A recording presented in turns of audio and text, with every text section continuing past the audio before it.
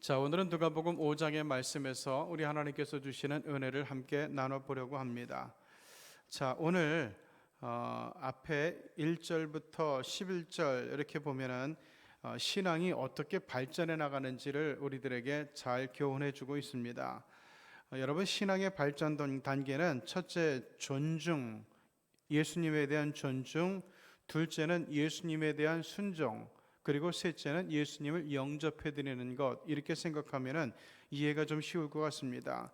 자, 오늘 3절을 보면은 예수께서 이제 게네사렛 호숫가에서 말씀을 증거하려고 하실 때 사실은 이 사람들이 계속 예수님 몰려오는 거예요. 예수님 말씀 듣는 것도 좋지만 일단 내 병 좀 고쳐주세요. 내 문제 좀 빨리 좀 해결해 주세요. 괴로워서 견딜 수가 없습니다. 아파서 견딜 수가 없습니다. 하면서 계속 예수님께 사람들이 몰려오는 거예요. 예수님 만져주심을 구하고 예수님을 붙들려고 막 오는 거죠. 그래서 예수님께서 그렇게 해서 말씀을 증거하는 게 참 힘들어져요. 그래서 시몬의 도움을 받게 됩니다. 그래서 그 게네사렛 호숫가에서 밤새도록 고기를 잡고 왔는데 허탕을 치고 왔던, 그래서 그물을 씻고 있던 그 지친 어부들, 그 중에서도 이 시몬에게 청합니다. 야, 네 배 좀 빌리자. 그래서 이 배를 약간 그 육지에서 띄우고, 그럼 사람들이 이제 들어오질 못하니까, 가까이 오질 못하니까, 그리고 나서 예수님께서 말씀을 증거하는데 집중하는 그런 모습을 보이게 되죠. 자, 여기서 예수님을 그 당시에는 랍비로 알았을 거예요. 이스라엘의 선생으로 알았을 겁니다. 이게 베드로가 갖고 있는 예수님에 대한 생각이었을 거예요. 자, 그러나 여하튼 이 예수님께서 베드로에게 지쳐 있는 베드로, 그리고 낙심해 있는 베드로에게 야, 좀 나 좀 도와줄래? 내 배 좀 이용했으면 좋겠다라고 얘기할 때 이 베드로가 아유 예수님, 저 밤새도록 고기 잡고 와서 이제 무슨 말씀을 해도 안 들리고요. 빨리 이거 씻고 가서 집에서 좀 쉬어야 되겠어요. 밤새 너무 지쳐 있고 고기도 못 잡아가지고 제가 너무 지금 마음이 아주 그냥 그 낙심해 있습니다. 뭐 이렇게 얘기할 수 있죠. 그게 사실이니까. 자, 그런데 예수님께서는 이 베드로는 지금 예수님께서 하시는 말씀을 들으면서 예수님을 그때는 랍비, 이스라엘의 선생으로 알았는데도 불구하고 예수님에 대한 기본적인 존중감이 있었다는 거예요. 그래서 피곤하지만 지쳤지만 마음의 낭패감이 이루 말할 수 없지만 그럼에도 불구하고 예수님을 모시고 예수님께서 말씀을 증거하실 때까지 옆에서 기다려주는 그런 모습을 보게 되죠. 어쨌든 그 배를 띄워가지고 예수님을 모시고 있으니까 베드로는 계속 예수님의 최고 가까운 자리에서 그 말씀을 듣고 있었을 거예요. 자, 그런데 옆에 다른 어부들도 있었죠. 어부들은 아마도 그 세베대의 두 아들 야고보와 요한, 이 두 사람일 거라고 보여져요. 이 어부들이 같이 그물을 싣고 있었어요. 그런데 이 베드로는 예수님이 그 배에 오르셨으니까 예수님 말씀 끝날 때까지 기다릴 수밖에 없었는데 요는 다른 제자들도 가지 않고서 그 무리들과 더불어서 예수님의 말씀을 듣고 있었다는 거예요. 아마 이 사람들은 이 그 해변으로 올라가서 들었는지 아니면 자기 배에서 뭐 그물을 계속 씻으면서 들었는지 어쩌는지 모르지만은 어쨌든 예수님의 말씀을 굉장히 경청하고 있었던 것으로 보여집니다. 자, 그리고 나서 이제 이게 이제 존중하는 거예요.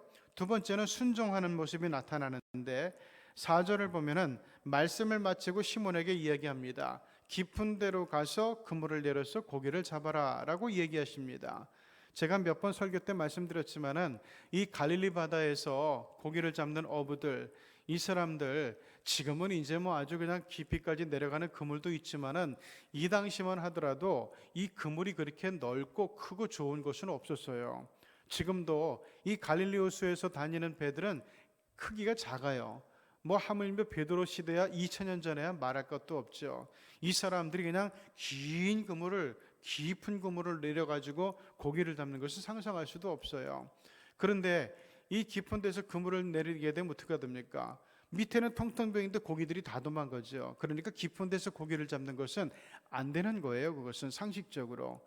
그런데 너무 지쳐 있는 데다가 이 말도 안 되는 명령을 내릴 때 베드로가 어떻게 했죠? 순종을 했다는 거예요. 근데 베드로가 왜 순종을 했을까? 단순히 이분은 랍비니까 이분이 시키는 대로 해야 돼, 이래서 그랬을까요? 그건 아닌 것 같아요. 이 말씀을 들으면서 베드로는 무슨 생각이 들을까요? 이분의 말씀을 듣고 보니까 이분이 약속하신 그리스도구나, 메시아구나 하는 생각이 점점 마음속에 들어오는 거예요. 점점 마음속에 들어와요. 그래서 일반 랍비들과는 다른 생각을 가지고 예수님을 대하려는 그런 자세를 볼 수 있어요. 자, 그래서 그 5절에 시몬이 대답하죠. 우리가 밤이 새도록 수고하였으되 잡은 것이 없지만은 말씀에 의지하여 내가 그물을 내리리이다.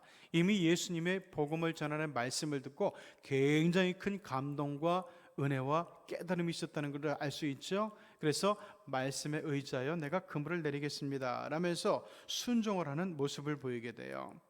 자, 그 다음에 그 베드로는 8절을 보면은 그 전에, 자, 어쨌든 가서 고기를 잡는데 시몬의 배가 가서 고기를 잡았죠. 그런데 그물이 찢어질 정도가 됐어요. 그래서 옆에 있는 배들에게 손짓하여 와서 도와달라고 얘기하죠. 그러면서 다른 배에 있는 동무들도 와가지고 같이 그물을 끌어들였는데 베드로 배만 아니라 그네들의 배, 아마도 야고보와 요한의 배, 이 배들도 그냥 고기로 넘쳐버리는 지경이 되었다는 거예요. 자, 그리고 나서 그 11절, 그들이 배들을 육지에 대고 모든 것을 버려두고 예수를 따르니라 하는 말씀이 나와요. 자, 이제 고기가 자득 잡힌 것을 보고 놀라니까 심지어 베드로는 너무 놀래가지고 야, 이분 정말 보통 분이 아니구나, 이분은 나 같은 죄인이 가까이 할 그런 분이 아니구나, 하나님이 보내신 분이구나, 이런 사실을 알았는데 그 자기의 모습을 비춰보니까 너무 부족해요. 그래가지고 난 많이 부족합니다 하는 부정적인 의미에서, 나는 어울리지 않습니다 하는 부정적인 의미에서 나는 죄인입니다, 나를 떠나주십시오, 이렇게 얘기를 한 거예요. 자, 그때 예수님께서 이 베드로에게 뭐라 그러죠? 너는 나를 따라와라, 내가 사람 낚는 어부가 되게 해주마라고 얘기합니다. 자, 그런데 재밌는 것은 베드로만 따라온 것이 아니라 옆에서 같이 그물을 싣고 같이 예수님의 말씀을 듣고 같이 고기를 잡아서 배를 가득 채우고 놀랬던 야고보, 요한, 세베대의 아들들도 같이 예수님을 따르는 제자가 되었다는 사실이에요. 자, 이렇게 이 마지막 단계, 예수를 따르니라, 이것은 예수님을 영접하는 단계예요. 그러니까 예수님을 존중하고 예수님의 말씀에 순종하고 예수님을 영접해드리고, 이것은 어떤 변화인가 하면은 이 발전 단계를 가만히 따라가다 보면은 그 예수님과 나 사이에 무게중심이 있어요. 이 무게중심이 점점 예수님께로 많이 그 퍼센테이지가 기울어지는 것을 볼 수 있어요. 그래서 영접이라고 하면은 무게중심이 완전히 예수님께로 가 있는 상태를 의미해요. 옛날에 이 영접의 처음 그 의미는 그 이집트에서 생겨난 말이에요. 이집트의 절대 왕조가 아주 그냥 그 진짜 절대 권력을 갖기 이전에, 그때도 이집트에는 또 많은 그 지방의 그 호족들, 귀족들, 이런 사람들이 있었을 거 아닙니까? 자, 그런데 왕권이 약하던 시절에 이 왕이 많이 그 귀족들에게 이렇게 찾아간 것 같아요. 자, 그런데 귀족들에게 가게 되면은 대개 이제 더운 지방이니까 시원한 그늘에서 쉬던 주인이, 왕이 오게 되면은 어떻게 하는가 하면은 제일 시원한 자리, 그것을 왕에게 내어드리고, 그리고 그 앞에 가서 이렇게 엎드려서 절을 하는 형세를 취하게 돼요. 그러면서 뭐라고 하면은 뭐든지 말씀만 하십시오, 제가 순종하겠습니다, 이런 말을 해요. 자, 그러면서 이 영접의 의미가 거기서 나왔는데, 내 제일 중요한 자리, 나의 가장 편한 자리, 나의 가장 소중한 자리를 우리 주님께로 내어드린다, 이런 의미가 영접이에요. 영접은 단순히 예수님을 믿는다는 의미가 아니라 이렇게 굉장히 의미심장한 내용이 들어가 있는 거예요. 그래서 이제 주인 뜻대로 하십시오. 우리 주님 뜻대로 하십시오. 뭐든지 시키는 대로 제가 순종하겠습니다. 준행하겠습니다. 실천하겠습니다. 이런 의미, 이게 영접이라는 거예요. 그렇기 때문에 이 영접은 이제 내가 들어가 있잖아요. 주님께서 뭐라고 말씀하시든지 나는 그렇게 살 것이고 그렇게 실천할 거예요. 이게 바로 무게중심이 예수님께로 100% 완전히 가 있는 그런 상태의 영접의 의미입니다. 그러니까 존중하는 것, 그리고 말씀에 순종하는 것, 그리고 예수님을 영접해드리는 것, 이렇게 3단계로 계속해서 신앙이 발전하게 되는데, 문제는 이게 이제 그 점점 무게중심이 주님께로 가는 것인데, 이게 발전하는 신앙인데, 그런데 대부분의 사람들은 점점 무게중심이 예수님께 가는 것이 아니라 이게 오는 것 같다가도 다시 돌아가고 왔다 갔다 하는 그런 모습을 보이게 되죠. 그런데 그것은 여기 나오는 베드로처럼 그냥 쭉 예수님께로 이렇게 무게중심이 쭉쭉쭉쭉 옮겨져 가는 것은 굉장히 아주 특수한 형태이고, 되게 많은 사람들은 계속해서 거의 재면서 왔다 갔다 하면서, 그러면서 전체적으로 보면은, 크게 보면은 예수님께로 무게중심이 계속해서 움직여 나가는 것을 보게 됩니다. 그러면서 오늘 성경은 우리들에게 아주 재미있는 사실을 하나 가르쳐 주고 있어요. 자, 어떤 믿음이 응답받는 신앙인가 하는 것인데, 자, 12절을 보면은 온몸에 나병 들린 사람, 이 나병은 사실 그 한 군데 어느 부분부터 이제 시작을 하게 되는데, 대개는 이제 손이라든가 발부터 시작을 해요. 그래서 여기 이제 근육세포 이런 것이 다 죽어나가면서 기능을 상실하게 되면서 이 몸에 있는 튀어나온 부분들이 하나씩 둘씩 빠지게 되죠. 그런데 이미 썩어 들어가고 있기 때문에 이게 빠지는데도 그 아픔을 알지 못해요. 손가락이 빠져도 아픔을 알지 못하고, 나중에 심한 경우에는 이제 이 입술이 문드러지고 코가 떨어져 나오죠. 그래도 아픔을 느끼지 못해요. 그런데 오늘 여기 나오는 그 나병 환자는 이런 나병이 온몸으로 퍼져 있다는 거예요. 그럼 완전히 절망적인 상태죠. 온몸이 썩어 들어가는 그런 상태인데, 자, 이 사람이 이 병 낫는 것이 얼마나 간절하겠습니까? 그런데 이분이 와가지고 하는 얘기가, 예수님 저 병 좀 고쳐주세요, 이러질 않았어요. 예수님께서 원하시면, 예수님께서 원하시는 대로 제게 이런 소원이 있는데 이게 되기를 원합니다. 내가 원하는 게 아니에요. 나가 지금 이거 원하니까, 이거 나병 고쳐지기 원하니까 예수님 어떻게 좀 해주세요, 이게 아니라, 내 원함이 예수님을 끼워 맞추려는 게 아니라, 예수님의 능력을 이용하려는 게 아니라, 온전히 예수님의 원함이 있다면은, 예수님께서 저를 향해서 원함이 있으시다면은 저를 고쳐주십시오, 이렇게 얘기를 했다는 거예요. 자, 마태복음을 보면은 이런 사건 뒤에 바로 누구의 이야기가 나오는가 하면은 백부장의 이야기가 나와요. 백부장도 마찬가지로 예수님께서 원하시면은 내 종을 고쳐주십시오라고 얘기를 해요. 자, 그래서 예수님께서 아유 그래 내가 가서 고쳐줄게, 그러니까 아이쿠 예수님, 그거는 제가 지금 예수님께 요청하는 건데요, 예수님께서 제 요청의 말씀을 듣고 그렇게 따라 움직이시면은 제가 명령하는 사람이 되고 예수님은 명령을 받는 사람이 되니까 그건 안 됩니다. 저는 평생 군인으로 살아오면서 이제까지 제가 누구한테 명령을 하면은 제 명령대로 착착 따르고 있었는데, 예수님처럼 높은 분이 말씀하시고 명령하시면은 제가 명령받는 사람이 되어야지, 내가 어떻게 예수님 같은 분을 명령을 듣는 사람으로 하겠습니까? 저 그거 감당 못합니다. 내 종을 향해서 말씀하십시오, 명령만 해주십시오. 예수님께서 원하시면, 그렇게 되면은 내 종은 나을 줄 믿습니다 라고 하는 그 모습이 나와요. 자, 이렇게 응답받는 신앙은 어떤 신앙인가 하면은 내 원함대로 예수님을 이리 끌고 저리 끌고 다니는 것, 그래서 안 되면 실망하고 원망하고 불평하고 이러는 것이 아니라, 예수님이 원하시면, 예수님께서 원하시는 대로 저에게 되기를 원합니다, 이런 자세, 이게 아주 좋은 믿음이고 응답받는 믿음이에요. 자, 그 똑같은 패러그래프에서 15절을 보세요. 자, 이 사람을 고쳤어요.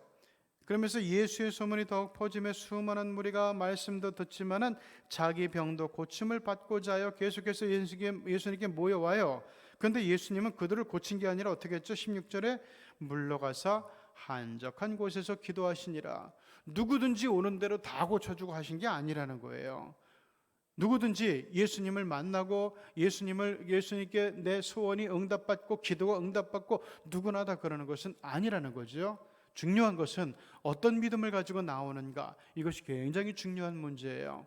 오늘 우리가 예수님 앞에 서게 될 때 내가 지금 어떤 믿음으로 예수님께 나갈 것인가, 나의 원함을 가지고 예수님의 뜻, 예수님의 생각 이런 거는 상관없이 내 뜻과 내 생각만 가지고 내 원함만 가지고 이리 흔들고 저리 흔들고 그럴 것이냐, 아니면은 예수님의 주 하나님의 나라와 그 뜻을 먼저 구하는 그런 신앙인이 될 것인가, 이것을 한번 오늘 우리가 다시 한번 점검하면서 우리 신앙의 단계를 영접의 단계로 쑥 끌어들이는 그런 시간이 될 수 있기를 바랍니다. 기도하시겠습니다.